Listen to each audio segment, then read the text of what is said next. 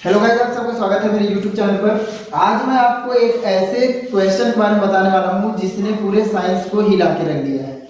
ये क्वेश्चन है कि क्या पृथ्वी का जो इनर कोर है, आंतरिक भाग जिसको हम जानते हैं, वो अब रिवर्स डायरेक्शन में घूम रहा है। मतलब कहने की बात यह है कि जैसे मान लीजिए कि ये हमारा अर्थ है, ये हमारा अर्थ है। अब ये हमेशा वेस्ट टू ईस्ट रोटेट करता है, अपने ओरिजिन के साथ ये वेस्ट टू ईस्ट रोटेट करता है। लेकिन क्या इसके अंदर का जो कोर है अब ईस्ट टू वेस्ट डायरेक्शन में घूम रहा है? और अगर ये घूम रहा है तो इसका क्या इफेक्ट पड़ने वाला है हमारे मैग्नेटिक जो हमारा एरिया है, जो ध्रुव बोलते हैं हम लोग, इन पर इसका क्या इफेक्ट पड़ने वाला है?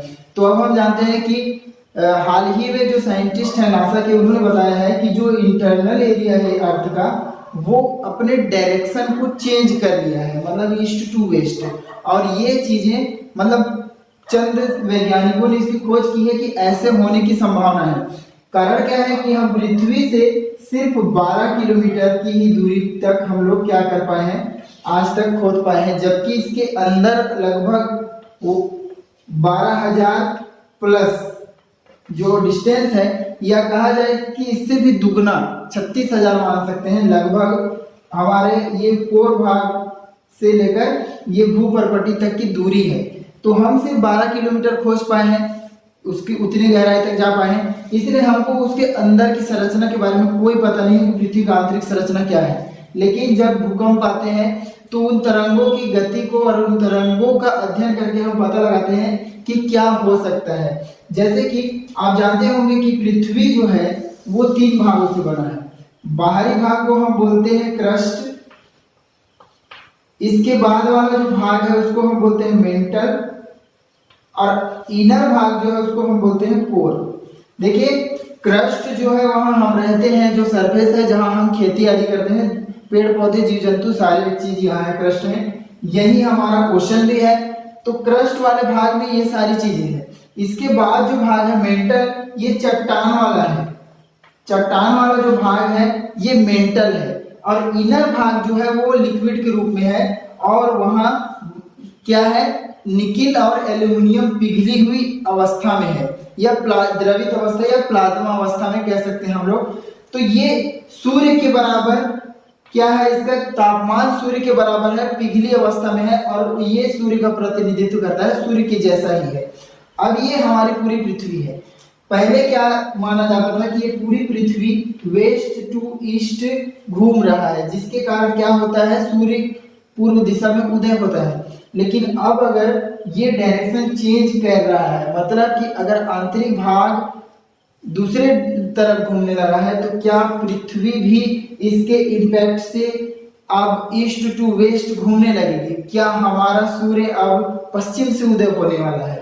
तो ये बहुत बड़ा एक क्वेश्चन है। और क्या नॉर्थ पोल और साउथ पोल दोनों चेंज हो जाएंगे इस सब चीज से? तो आज इसी को हम समझने का कोशिश करेंगे इस वीडियो में कि क्या ऐसा होने वाला है। और नासा ने अगर इस बारे में अपने साइंटिस्ट लगाए हैं, साइंटिस्टों ने अगर खोज करने की कोशिश की है कि ऐसा होने वाला है, तो आज हम उन सारे कॉन्सेप्ट को समझेंगे कि इसके पीछे की सच्चाई क्या है और कितने हद तक ये सब सच है। तो अब हम जानेंगे कि आखिर हो क्या रहा है। मान लीजिए हमारी पृथ्वी है, अब इसको कहा जा रहा है कि ये जैसा कि ये वेस्ट टू ईस्ट घूमता है, इसके इंटरनल एरिया को हम कह रहे हैं कि ईस्ट टू वेस्ट ये घूमने लगा है। अब घूमने लगा है, ठीक है, घूमने वाला नहीं है, संभावना नहीं है, ये घूमने ही लगा है। तो क्या है, एक बार एक समय के बाद एक जर्क लगेगा और पृथ्वी इधर रोटेट होने लगेगी। तो ये गलत है, ऐसा नहीं होगा।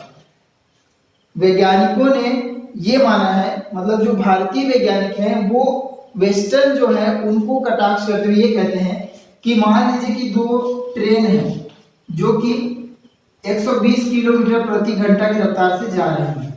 अब मान लीजिए कि एक ट्रेन ए है, एक ट्रेन बी है। जब ये ट्रेन बी है जो ये अगर अपना स्पीड 20 किलोमीटर कम कर लेती है, तो अब इसकी स्पीड है 100 किलोमीटर प्रति घंटा। तो जो 120 किलोमीटर प्रति घंटा से जो ट्रेन चल रही है, अब उसको ये ट्रेन पीछे जाती हुई लगेगी। मतलब कि कहने का मतलब ये है कि 120 किलोमीटर प्रति घंटा की रफ्तार से जो जा रहा है, अब ये जो दूसरा ट्रेन है वो उसको लगेगा कि वो पीछे की ओर जा रहा है। ठीक है, तो ये है कॉन्सेप्ट कि जो अंदर का जो हमारा कोर रीजन है, ये कॉन्सेप्ट जो भारतीयों ने दिया है, जो इसरो ने दिया है, उसका कॉन्सेप्ट ये है कि ईस्ट टू वेस्ट नहीं घूम रहे हैं, बल्कि इसकी गति स्लोअर हो गई है जो बाहरी भाग है, और स्लोअर होने की वजह से हमको लग रहा है कि ये अपना डायरेक्शन चेंज करके इधर घूम रही है, जबकि ये जा इधर ही रही है। लेकिन इसकी स्पीड स्लोअर होने के कारण हम जब इसका भूपर्पट्टी या क्रस्ट से इसका अवलोकन करते हैं, ऑब्जर्वेशन करते हैं, तब हमको लगता है कि ये अपना डायरेक्शन विपरीत दिशा में जा रहा है, जो कि एक भ्रम की स्थिति भी पैदा करती है। अब आपको लगेगा कि हमने तो सिर्फ 12 किलोमीटर तक का ही सफर किया है, मतलब उतना ही हम गहराई तक जा पाए हैं, मेरियाना ट्रेंच जिसको बोलते हैं, तो हम आंतरिक सतह तक कैसे पहुंच सकते हैं, उसके बारे में कैसे जानकारी प्राप्त करते हैं। देखिए, जब भूकंप है वो आता है, तो मान लीजिए कि भूकंप जो है, एक प्लेट जब टकराते हैं तो उससे भूकंप आते हैं, हट जाते हैं, तो प्लेट हटा, तो इससे तरंगे पृथ्वी के आंतरिक भाग की ओर जाती हैं, पृथ्वी के आंतरिक भाग की तरफ। जब पृथ्वी के आंतरिक भाग तक जाती हैं, उसके बाद ये तरंगे वापस पृथ्वी की ओर आती हैं। आपने सुना होगा भूकंप के बाद एक गहरा झटका लगता है पृथ्वी को, जिससे बहुत ज्यादा तबाही मच जाता है। तो ये तबाही मचने का कारण क्या है कि ये तरंगे पहले पृथ्वी के आंतरिक भाग की ओर जाती हैं, और जब पृथ्वी के आंतरिक भाग से ये आगे बढ़ती हैं, तब ये पृथ्वी से जाकर सतह से टकराती हैं, और उसका बहुत बड़ा इम्पैक्ट पड़ता है पृथ्वी पर। तो वही है कि जब ये तरंगे इंटरनल एरिया को लागते हुए जब ये बाहर आई, तब इसका अध्ययन किया गया, और सिर्फ एक भूकंप का अध्ययन नहीं किया गया।